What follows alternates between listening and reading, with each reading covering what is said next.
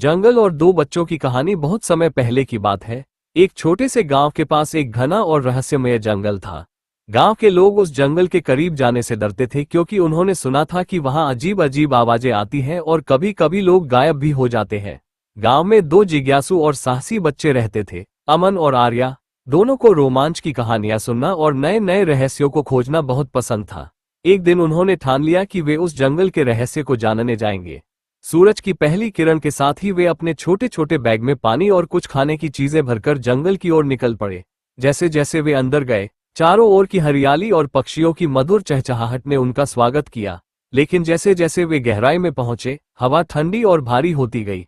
पेड़ों की शाखाएं अजीब आकृतियों में झुकी हुई थीं, जैसे कोई उन्हें देख रहा हो। अचानक एक अजीब सी फुसफुसाहट उनके कानों में गूंजने लगी। डर के बावजूद दोनों आगे बढ़ते रहे। तभी अमन का पैर एक पुराने लकड़ी के बॉक्स से टकराया जो झाड़ियों में छुपा हुआ था। उन्होंने उसे उठाकर खोला तो उसमें एक पुराना नक्शा और एक चाबी मिली। नक्शे पर जंगल के बीचों बीच एक गुप्त स्थान का संकेत था। जिज्ञासा और बढ़ गई। वे नक्शे का पीछा करते हुए एक गुफा के सामने पहुंचे। गुफा के दरवाजे पर वही चाबी काम आई। दरवाजा खोलते ही सामने चमचमाते रत्नों और सोने चांदी के सिक्कों का ढेर था। पर अचानक एक तेज गरजती आवाज आई, जो लालच करेगा वो यहाँ फंस जाएगा। आर्या ने अमन का हाथ पकड़कर कहा, ये खजाना हमारा नहीं है, हमें यहाँ से जाना चाहिए। अमन भी मान गया। जैसे ही उन्होंने दरवाजा बंद किया, गुफा फिर से गायब हो गई, जैसे कभी थी ही नहीं।